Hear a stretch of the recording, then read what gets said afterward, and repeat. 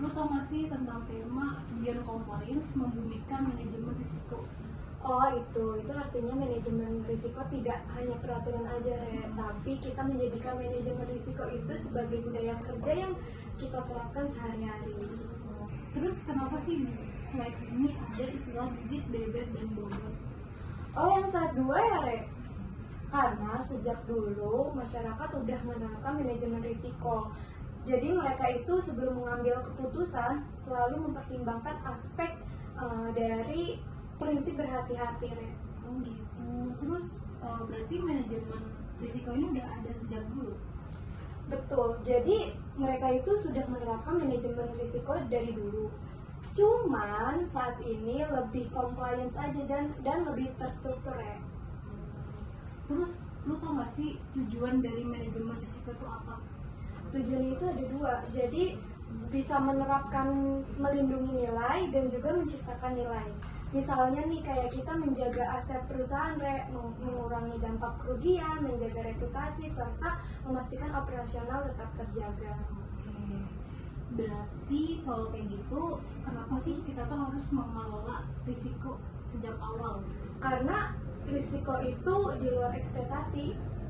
Nah, seperti perubahan iklim, kan kita nggak tahu ya tiba-tiba hujan, tiba-tiba panas. Nah, dari mengelola manajemen risiko ini kita jadi tahu hal apa yang nantinya akan kita lakukan. Bener sih, bener. Berarti kalau kayak gitu mitigasi itu penting banget gak sih dari awal? Betul, jadi mitigasi itu penting banget jadi kita udah tahu nih dampaknya sebelum terjadi risiko tersebut.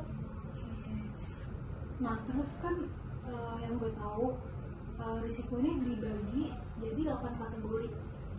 Nah, iya. Oke, jadi sebenarnya kita mudah sih mengenali sumber risiko. Ada risiko pasar, keuangan, operasional, investasi, reputasi, regulasi, dan kepatuhan. Untuk lebih lengkapnya, cek Google. Oke, siap. Oke. Terus kalau kayak gitu manfaatnya apa sih buat kita? Kenapa kita harus tahu gitu kategori tersebut? Nah, jadi supaya kita tahu nih dampaknya dan kita juga bisa identifikasi pengelolaan risiko tersebut, Gitu. Terus di sini ada istilah IQM. Apa sih Fat itu Fat? IQM itu jadi identifikasi, kuantifikasi, dan manage terkait risiko. Oke. Terus tahapannya ada apa aja? Tahapan pertama itu identifikasi, jadi kita mengenali potensi risiko. Selanjutnya kita kuantifikasi nih risiko apa aja yang penting, terus dampaknya itu apa. Lalu dari kuantifikasi tersebut baru kita mengelola bagaimana mengelola risiko tersebut. Berarti kalau misalnya kita ada di suatu perusahaan, nah yang bertanggung jawab atas manajemen risiko itu siapa?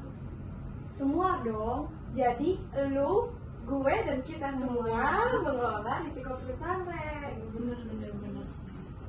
Oke, terus kalau kayak gitu nih misalnya ada risiko, nah gimana sih caranya kita tuh bisa menentukan potensi risiko itu sendiri?